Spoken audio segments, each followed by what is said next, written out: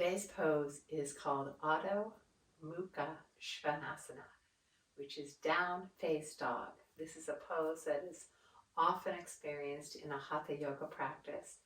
And I find that oftentimes it's misconstrued or there's misconceptions about what this pose is all about. And oftentimes there's a lot of misalignment. And when that happens, there can be some unnecessary pain and discomfort in the pose. So let's make it feel comfortable, shall we? So we'll begin on all fours, and I'd like you to join me. Now, the first and most important aspect of any pose is the foundation, and that's probably where there's the most misconception in down face dog.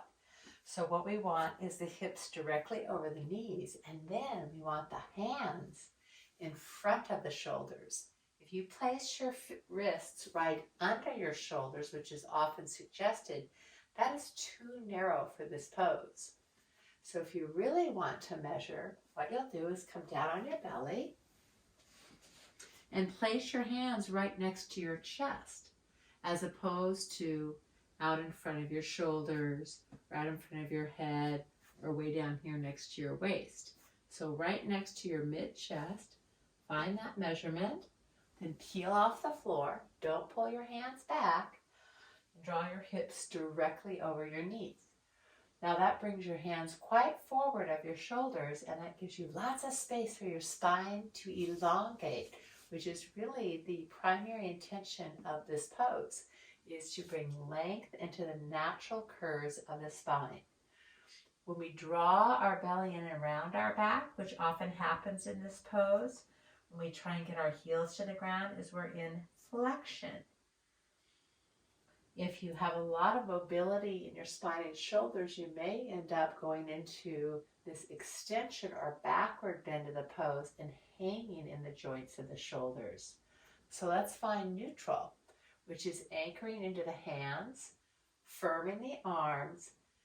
Do let the heart melt, and think of turning the inner armpits forward so that your collarbones are broad.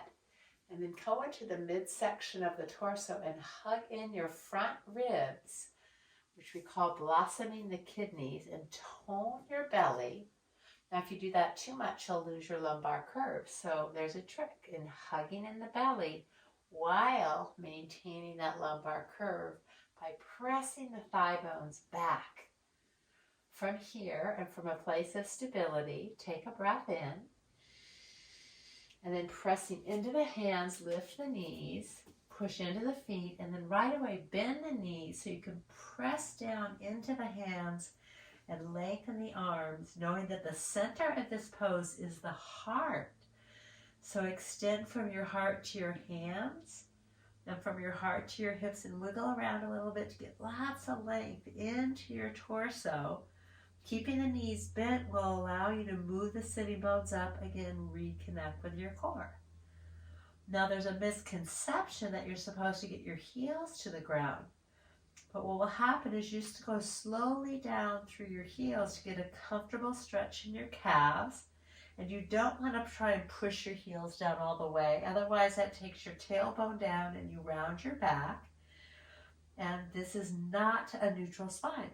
So let's bring the heels up, bend the knees, take the thighs back, tone the belly, lift the armpits. So think of the arms coming forward while you melt the heart. If you're super flexible, you might find yourself really sinking into your shoulders, and that creates stress in the shoulder girdle.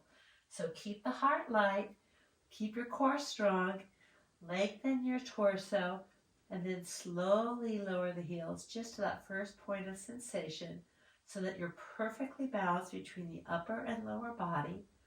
And then you can work on holding this pose from 1 minute to 2 minutes to up to 5 minutes, and building strength as you create length and spaciousness. Breathing deeply in and out. When you're done, slowly release onto your knees. And give your wrists a little break by leaning back and popping the heel of the hand up. Go into that counter pose. You can also round the back if you'd like.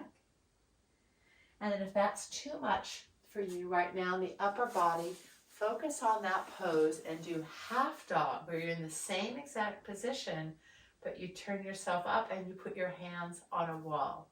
So check that out in the accompanying photograph of half dog, and enjoy elongating the spine and creating lots of space for your breath, which will increase your energy and get you feeling vibrant and relaxed.